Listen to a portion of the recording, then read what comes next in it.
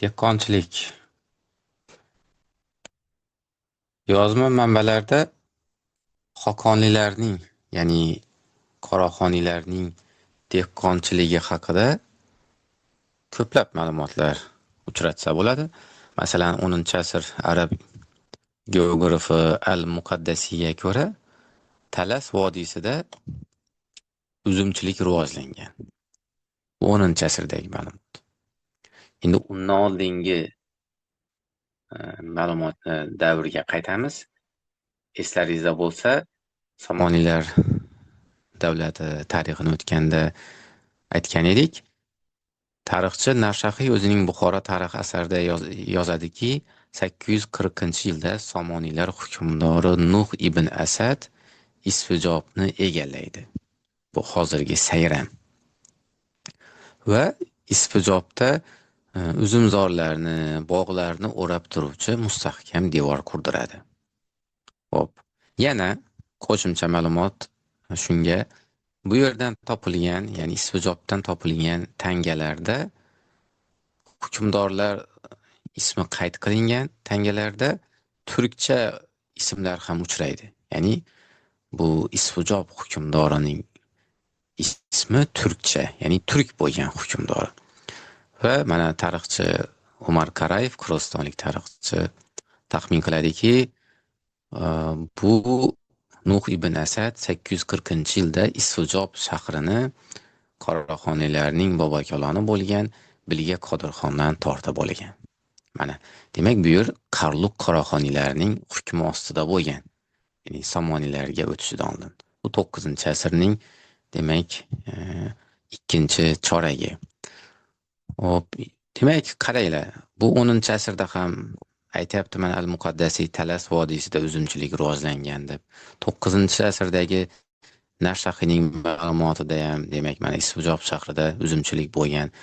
Bular qanday xulosa qilishimizga yordam beradi? Demakki, bu Qarluq Qoraxoniylar 9-asrning boshlaridan boshlab uzumchilik bilan shug'ullanishni boshlaganlar bular. Endi undan oldingi yozma manbalar bo'lmaganligi uchun ham biz 9-asr deyapmiz. Balki 7-asrdir, balki 8-asrdir. Xo'p, demak dehqonchilikka oid bo'lgan ma'lumotlarni davom ettiramiz. 10-asrda yashagan arab sayyohi Abu Dulafning yozib qoldirishicha, chigillarning ovqati asosan arpa va no'xatdan iborat bo'lgan. Qarluqlarda esa yasmiq va tariq ustunlik qilgan. Mana biz no'xatni bilamiz, iste'mol qilamiz. Yasmiqni ham iste'mol qilamiz. Bu ruscha nomda urib qo'ygan bizda chechevitsa. Aslida bu yasmiq o'zbekchasi. Lekin qaranglar, arpani iste'mol qilishmaydi katta ko'pchilik. Bugungi kunda kamida 90% aholimiz 90% arpani iste'mol qilmaydi. Ba'zi bir oilalarda, chekka bir qishloqlardagi arpa unidan non ham qilib turishadi.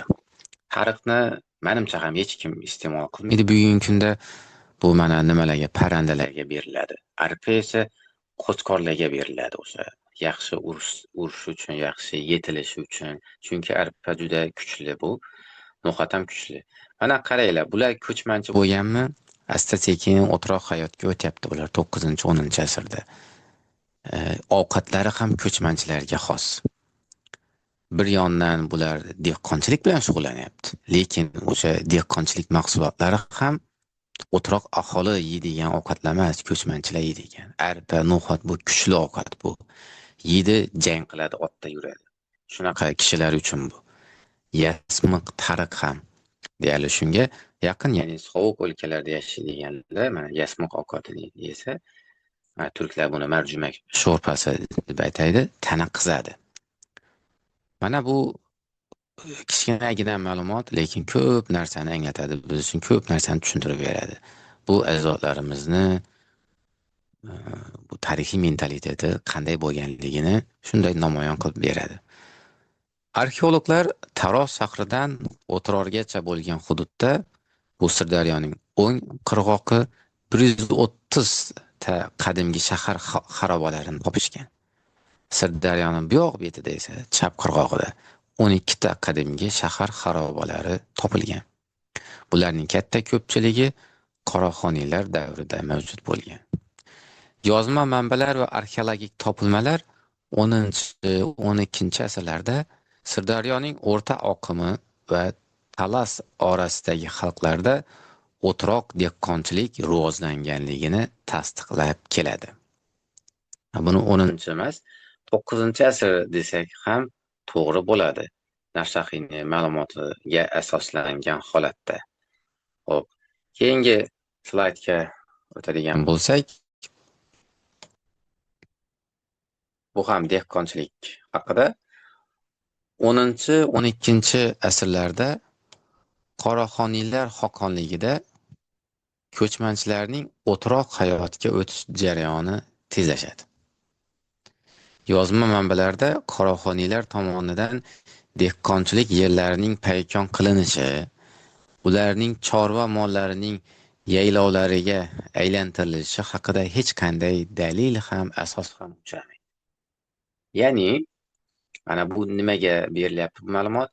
Bizning O'zbekiston tarixi darsliklarida bir yanglish ma'lumot aylanib yuradi. Bu yanglish kirib qolgan. Emishki, 10-asrda Qoraxoniylar Movarounnahrni zabt etgandan so'ng dehqonlarning yerlarini paykon qilishgan va o'shandan keyin dehqonlarning nufuzi pasaygan va xuddi hozirgidek oddiy qishloq mehnatkashi dehqon deb nomlana boshlangan degan ma'lumot bor. Buni 10-asrga borib taqashadi, ya'ni Qoraxoniylar davriga. Xo'p, shu ma'lumot yanglish. Chunki mana oldingi slaydda ham ko'rdik.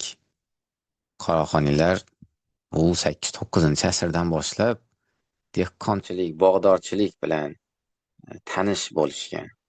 Ko'rdik, buni men takrorlab o'tirmayman. Shaharlar qurilganligini ko'rdik. Mana arxeologlar aytibdi, 130 shahar, bu yoqda 12 shahar. Bu madaniyat bilan tanish bo'lmagan xalq shahar qura olmaydi. U shahar qurdimi, bu xalq, ya'ni shaharni quruvchisi madaniy xalq bo'lganligini bildiradi. Mana shu ma'lumotga, mana shu faktga qarshi yana bir dalil bor. Mashhur xoqon, Qoraxoniylar xoqoni Shamsul Mulk Buxoro atrofida ko'chmanchilik qila turib, hatto qish faslida o'z jangchilariga aholiga jabr zulm yetkazishni taqiqlaydi. Kechasi esa ularning hech biri shaharda qolishiga haqqi bo'lmagan. Ya'ni nimaga hatto deb keltiryapman? Ya'ni Shamsul Mulk hatto o'zini jangchilariga kechasi shaharda qolishiga izn bermagan, taqiqlagan. Chunki kechasi masalan talonchilik qilishi mumkin, bilib bilmasdan jangchilar, jang yo'q payti ular shaharni, xalqini, boyliklarini talashi mumkin. Boringki mana dehqonlarning yerini talashi mumkin. Shunday qilmasin deb Shamsul Mulk o'troq aholini bu haq huquqlarini, ko'chmanchilarni haq huquqlaridan, imtiyozlaridan ustun qo'ygan. Mana bu va boshqa dalillar ko'p. Bu va boshqa dalillar 10-asrda Qoraxoniylar Movarounnahrga bostirib kirib, u yerdagi dehqonlarni yerlarini paykon qilgan degan fikrni noto'g'riligini isbotlab kelyapti bu dalillar. Xo'p, mana shu yergacha bo'lgan ma'lumotlarni olib, men sun'iy intellektdan ajdodlarimizning bir tarixiy mentaliteti aks etgan surat chizib ber deb so'ragan edim. Mana shu suratni chizib berdi. Deyarli yaqinlashtirgan. Davom etadigan bo'lsak, ovchilik. Bu ham xo'jalikning ajralmas qismi bo'lib ham turkiylarning 10-asr arab geografi Masudiyning yozishicha turklarda ovchilikdan boshqa mashg'ulot bo'lmagan.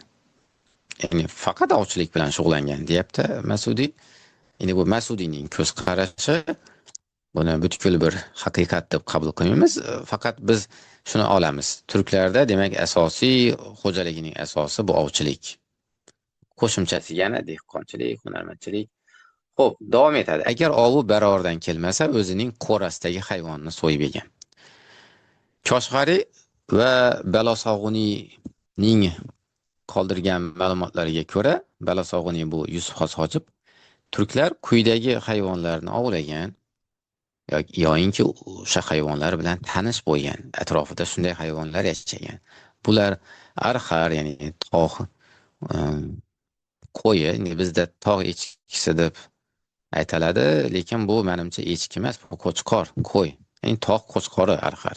Shuni ovlashgan kiyik, kulon, sayg'oq, oq quyruq, bug'u, bo'ri, tulki, arslon, ayiq, to'ng'iz, quyon, yo'lbars, lovsin va turli qushlar.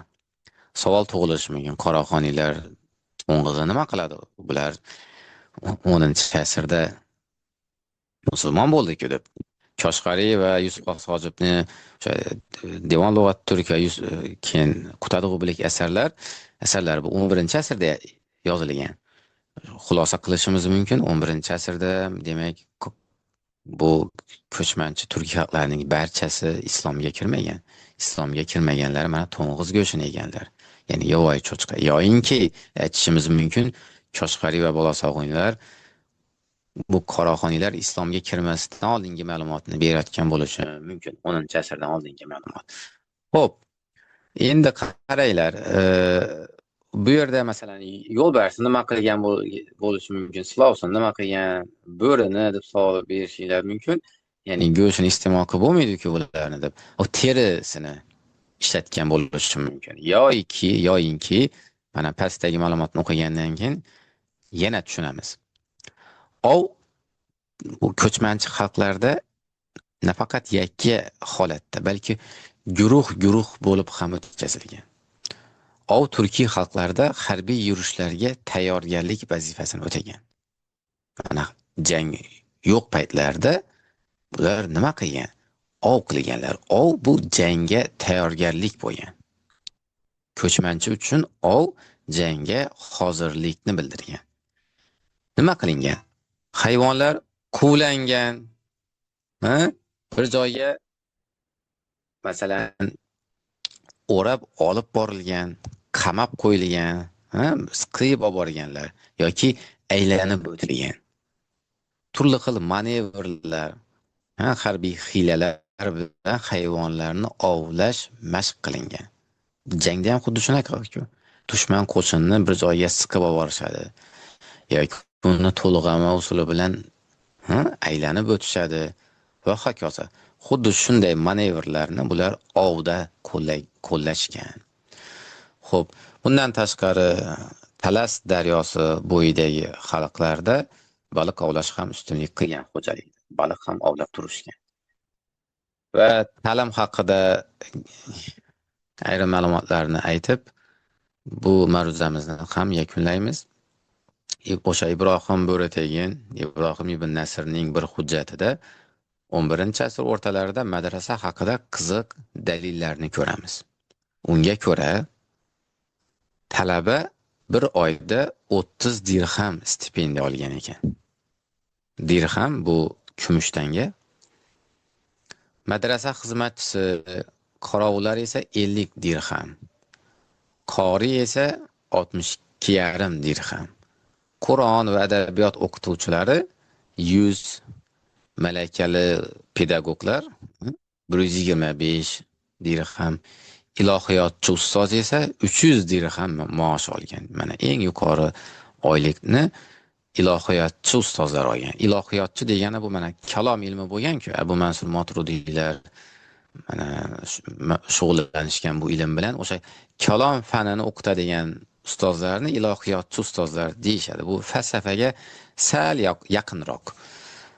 Keyin taqqoslash uchun Shom diyorlarida, bu Falastin, Suriya, 11-asrda madrasaning o'rtamiyona o'qituvchisi o'z oyligiga 2 yoki 3 ta qo'y sotib olgan.